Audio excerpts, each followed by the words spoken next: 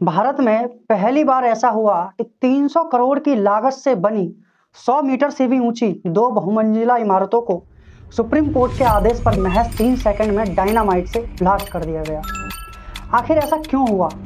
Supreme court को इतना बड़ा फैसला क्यों लेना पड़ा, जिससे कि लाखों करोड़ों रुपए और सालों की मेहनत पल भर में मलबा बन गई?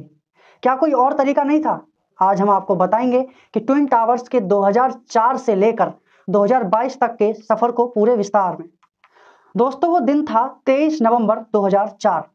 नोएडा के सेक्टर 93A में सुपरटेक एमराल्ड कोर्ट के लिए जमीन का वितरण किया गया था। इस जमीन पर 9 मंजिल के 14 टावर बनने थे। 29 दिसंबर 2006 इस दिन नोएडा अथॉरिटी ने नियमों में बदलाव करके सुपरटेक के 14 टावर की ऊंचाई 9 मंजिल से बढ़ा के 11 मंजिल कर दी। 28 फरवरी 2009 उत्तर प्रदेश सरकार के द्वारा फैसले में बिल्डर्स को फार बढ़ाने का निर्णय लिया गया। फार का सीधा मतलब है फ्लोर एरिया रेशियो। इसको सरल उदाहरण में समझें तो यह इमारत के सभी मंजिलों और नीचे घेरी हुई जमीन का अनुपात होता है।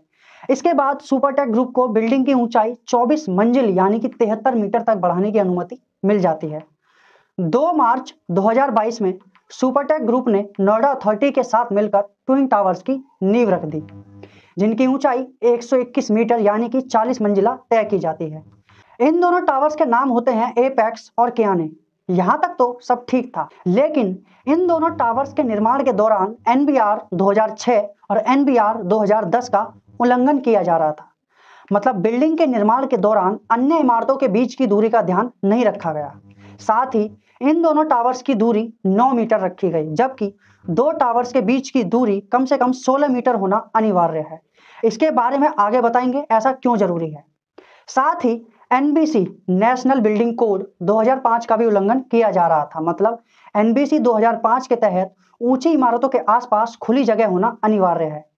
कहां से शुरू हुआ कोर्ट कचहरी का मामला? इन टावर्स की नींव के साथ ही सारा विवाद शुरू हो जाता है।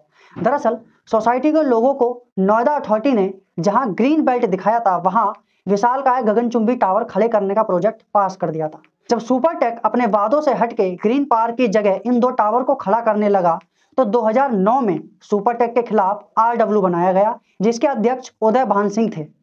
सोसाइटी के सभी लोग पहले नोएडा अथॉरिटी गए। जब वहां सुनवाई नहीं हुई तो फिर यह मामला सीधे इलाहाबाद हाई कोर्ट में चला जाता है। 2014 में हाई कोर्ट ने इन दोनों टावरों को तोड़ने का आदेश दे दिया। नोएडा अथॉरिटी के CEO ने तुरंत एक जांच कमेटी का गठन किया, जिसमें हाई लेवल जांच के बाद 24 अधिकारी व कर्मचारियों के खिलाफ FIR दर्ज कराई जाती है।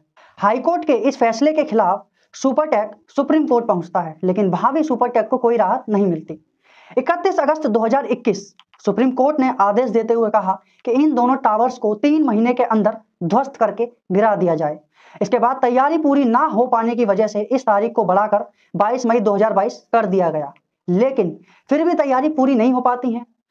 तैयारी करने वाली जो कंपनी थी वो सुप्रीम कोर्ट से और वक्त की मांग करती है। सुप्रीम कोर्ट ने सख्त आदेश देते हुए संबंधित एजेंसियों को 28 अगस्त 2022 की फाइनल डेट जारी कर दी। किन कारणों की वजह से तोड़े गए ये ट्विन टावर? सोसाइटी के लोगों का आरोप है कि इन टावर्स को बनाने में नियमों को ताक पर रखा गया था। सोसाइटी के निवासी UBS तेवतिया का कहना है कि टावर्स की ऊंचाई बढ़ने पर दो टावर्स के बीच का अंतर बढ़ाया जाता है, लेकिन एमराल्ड कोर्ट के टावर से इसकी दूरी महज 9 मीटर थी। 16 मीटर की दूरी का नियम इसलिए जरूरी है क्योंकि ऊंचे टावर के बराबर में होने से हवा धूप रुक जाती है। इसके साथ ही आग लगने की दशा में दो टावर्स में कम दूरी होने की वजह से दूसरे टावर में भी आग लगने का खतरा बढ़ जाता है। तेवतिया का कहना है कि बिल्डर्स ने IIT रुड़की के एक असिस्टेंट प्रोफेसर से निजी मंजूरी लेकर निर्माण कार्य शुरू किया था, जबकि इस तरह के प्रोजेक्ट में IIT की आधिकारिक मंजूरी आवश्यक है, जिसका यहाँ पर पालन नहीं किया जाता है। नोएडा समेत देश भर में कितने ही ऐसे प्रोजेक्ट्स हैं जहां बरसों बरस बीत जाने के बाद भी काम पूरा नहीं हो पाता है। हम खुद अपने आसपास में कई सारी बिल्डिंग ऐसी देखते हैं, कई साल बीत जाते हैं, हम बच्चे से बड़े हो जाते हैं और बूढ़े हो जाते हैं, लेकिन बिल्डिंगों का काम पूरा नहीं हो पाता है। खुद सुपरटेक के भी कई प्रोजेक्ट्स ऐसे हैं जहां पर टावर के चंद फ्लोर ही कई साल में बन पाए हैं, लेकिन एपेक्स और सियाने के मामले में कुछ अलग ही देखने को मिला। 2012 में यह मामला जब इलाहाबाद हाईकोर्ट में पहुंचा तो एपेक्स और सियाने की महज 13 मंजिलें बनकर तैयार हुई थी, लेकिन 1.5 साल के अंदर ही सुपरटेक ने 32 स्टोरीज यानी कि 32 मंजिल का निर्माण पूरा कर दिया था। इसके लिए रात दिन यहां पर काम करने का आरोप भी सोसाइटी के निवासी लगा रहे हैं। 2014 में हाई कोर्ट ने इन्हें गिराने का आदेश दिया, तब जाकर 32 मंजिल पर ही काम रुक जाता है। इन टावर्स को गिराने में एमरल्ड कोर्ट के निवासियों, खासकर वरिष्ठ नागरिकों ने कड़ी मेहनत की थी। इन्होंने महीनों तक कोर्ट के चक्कर लगाए थे। अपने खर्च से ही ये लोग नोएडा से इलाहाबाद आना जाना किया करते थे। अब ये लड़ाई 28 अगस्त 2022 को एक बड़े ध्वस्तीकरण के साथ खत्म हो चुकी है। क्या रही गिराने में खर्च व प्रक्रिया, आइए जानते हैं। ट्विन टावर्स को गिराने में करीब 18 करोड़ रुपए का खर्च आया था। ये खर्च भी सुपरटेक नहीं उठाया था, लेकिन इन दो टावर्स को बनाने में ही सुपरटेक 200 से 300 करोड़ रुपए खर्च कर चुका था, और फिर केस लड़ने में जो खर्चा आया वो अलग। गिराने का आदेश जारी होने से पहले इन फ्लैट्स की मार्केट वैल्यू बढ़कर 700 से 800 करोड़ तक पहुंच चुकी थी। ये वैल्यू तब थी जबकि ये टावर विवादों से घिरा हुआ था। अगर ये टावर विवादों में ना घिरा हुआ होता तो रियल एस्टेट जानकारों की माने तो इन टावर्स की बाजारू कीमत 1000 करोड़ पार कर चुकी थी। क्या रही ट्विन टावर्स को गिराते वक्त सावधानियां, आइए जानते हैं। ट्विन टावर्स को गिराने से कुछ समय पहले एक्सप्रेसवे को बंद कर दिया गया था। साथ ही आसपास की बिल्डिंग में रहने वाले लोगों से भी अपने घर खाली करा दिए गए थे। वहीं किसी भी तरह की दुर्घटना से बचने के लिए फायर ब्रिगेड, पुलिस, स्थानीय प्रशासन और मेडिकल टीम मौके पर मौजूद थी। साथ ही पास के जेपी अस्पताल और फेलिक्स अस्पताल में भी पहले से कुछ बेड बुक कर लिए गए थे। ट्विन टावर्स को जिस तकनीक से गिराया गया उसे इम्प्लोजन कहा जाता है। इस तकनीक से टावर गिराने पर बिल्डिंग का मलबा वहीं गिरता है जितने क्षेत्र में बिल्डिंग बनी हुई होती है। इस तरह की तकनीक का इस्तेमाल करने से पहले सारी तैयारियां की जाती हैं। आसपास के लगभग 5000 लोगों को अपने घर खाली करने का आदेश दिया गया था। इस टावर को गिराने में 10,000 से भी ज्यादा छेद करके उन छेदों में 3700 किलो विस्फोटक लगाकर तब इसको गिराया गया था। आइए जानते हैं क्या है ट्विन टावर्स में रिफंड की स्थिति।